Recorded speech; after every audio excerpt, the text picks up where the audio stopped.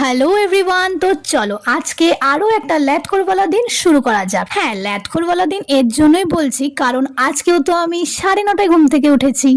Actually কাল রাত্রেবেলায় আমার এত মাথা ব্যথা করছিল হঠাৎ করে, জানি না কেন, তাই ভাবলাম যে আজকে একটু বেশিক্ষণ ঘুমোই যাতে ঘুমটা কমপ্লিট হওয়ার পরে মাথা ব্যথাটা একটু কমে। আর তার উপর দিয়ে আজকে আমার নাইট ডিউটিও ছিল, তাই তাড়াতাড়ি সকালবেলা ঘুম থেকে ওঠার কোনো তাড়াও ছিল না। আর ফাইনালি সকালবেলায় 9:30 অবধি ঘুমিয়ে ঘুম থেকে ওঠার পর একটু মাথা ব্যথাটা কমেছিল।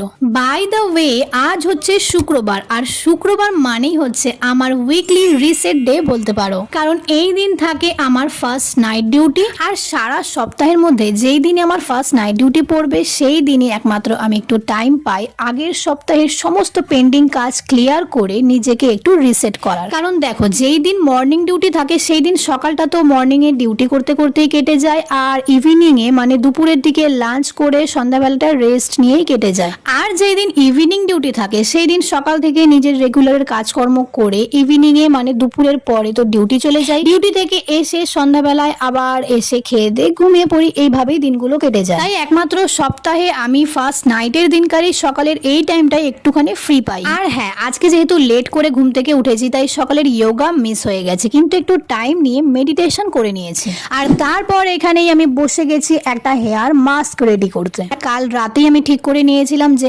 আজকে চুলে এই মাস্কটা লাগাবো, তাই জন্যে রাত্রেবেলায় একটু মেথি ভিজিয়ে রেখেছিলাম। ওই ভিজানো মেথিটা আর সকালবেলায় মা একটু কারিয়া পাতা এনে দিয়েছিল, ওই কারিয়া পাতাটা আর একটা পেঁয়াজ কেটে একসাথে মিক্সিতে মিক্স করে নিয়েছি। এইবার এইটাকেই মাস্ক হিসেবে চুলে অ্যাপ্লাই করব। আর পেঁয়াজের একটা আলাদা রকম স্মেল, কারিয়া পাতার আরেকটা আলাদা রকম স্মেল, আর মেথির আরেকটা আলাদা রকম স্মেল, আর এই সব স্মেলগুলো মিশে যখন একসাথে একটা উদ্ঘট স্মেল তৈরি হয়, ওই গন্ধটাতেই তো গা গুলিয়ে যায়। কিন্তু গন্ধ সঙ্গে আর কি হবে, এটা তো আমি খাবো না, এটা তো চুলে মাখবো। তাই চলো চটপট করে এবার এটাকে চুলে অ্যাপ্লাই করা যাক।